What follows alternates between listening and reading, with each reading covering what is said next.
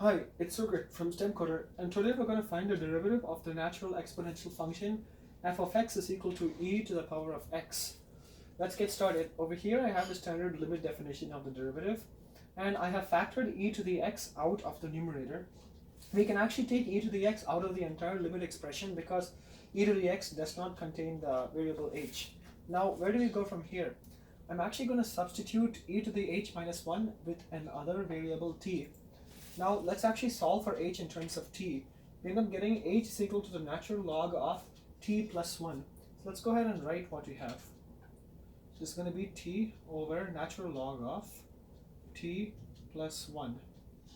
But what will our new limit be? It clearly can't be h because this expression does not contain h at all. But take a look at this.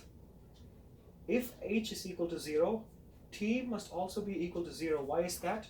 Because the natural log of 1 is equal to 0. So ln of 0 plus 1 is equal to the natural log of 1 is equal to 0. So when t is equal to 0, h is equal to 0, vice versa. So we can actually write a new limit over here as the limit as t goes to 0, not h, but as t goes to 0. Now let's continue. I'm going to multiply both the numerator and denominator by 1 over t to get us this. So e to the x limit as t goes to 0 of 1 divided by 1 over t times natural log of t plus 1.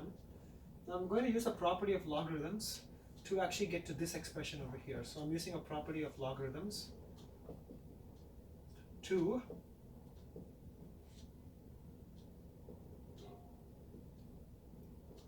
it's going to be the natural log of t plus 1 to the power of 1 over t. This is just a property of logarithms.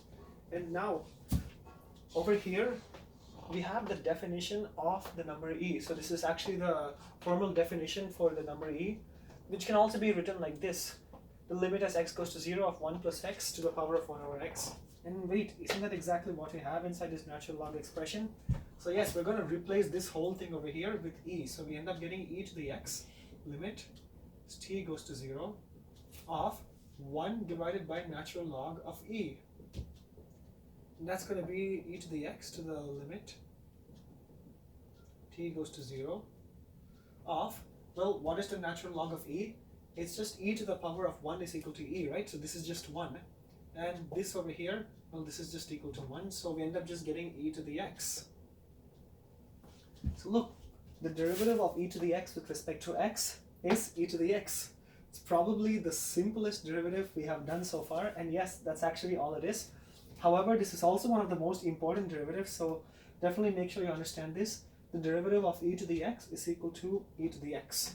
In future videos, we'll be looking at the derivative of more exponential functions. They obviously won't be as simple as this, but at least for now, if you have the base e and the exponent x, well, the derivative is just e to the x.